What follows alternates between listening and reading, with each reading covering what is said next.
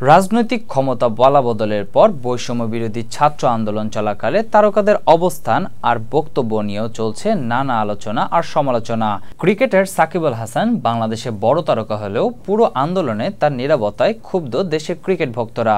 সদ্য বিলুপ্ত হওয়া জাতীয় সংসদের সদস্য ছিলেন সাকিব আল হাসান, একই সঙ্গে করেছেন আওয়ামী লীগের রাজনীতি।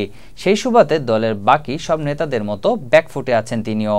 এরই মাঝে গতকাল বুধবার রাতেই সামাজিক যোগাযোগ মাধ্যমে ছড়িয়ে পড়ে কয়েকটি ক্লিপ, যেখানে তার সঙ্গে দেখা গিয়েছে সাবেক অর্থমন্ত্রী আফমা মোস্তফা কামালের কন্যা ও বিপিএল এর দল কুমিল্লা ভিক্টোরিয়ান্সের মালিক নাফিসা কামালকে। সাকিব আল হাসানের এমন ভিডিও ক্লিপ নিয়ে রাতভর চলেছে নানা সমালোচনা। সঙ্গে স্ত্রী উম্মে শিশিরের সঙ্গে বিবাহ বিচ্ছেদের গুঞ্জনও চাউর হয়েছে। সেই সংখ্যা অবশ্য বেড়েছে শিশিরের কারণেই। সাকিব আল হাসানের সঙ্গে অনেক ছবি ডিলিট করেছেন তিনি।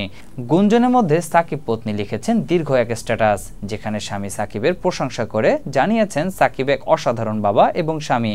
দীর্ঘ স্ট্যাটাসে শিশিরের বক্তব্য, আপনার হয়তো তার ক্যারিয়ার এবং পছন্দ নিয়ে ব্যক্তিগত মতামত থাকতেই পারে, তা আমি অস্বীকার করব না।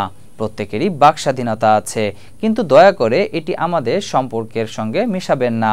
সে একজন অসাধারণ স্বামী এবং বাবা। সে সবসময় আমার প্রতি বিশ্বস্ত ও সৎ ছিল, আর তা এমন কিছু করবে না যা আমাকে আঘাত করে। সে এমন মানুষ যে আমার পাশে দাঁড়াতে গিয়ে নিষেধাজ্ঞার মুখে পড়েছিল।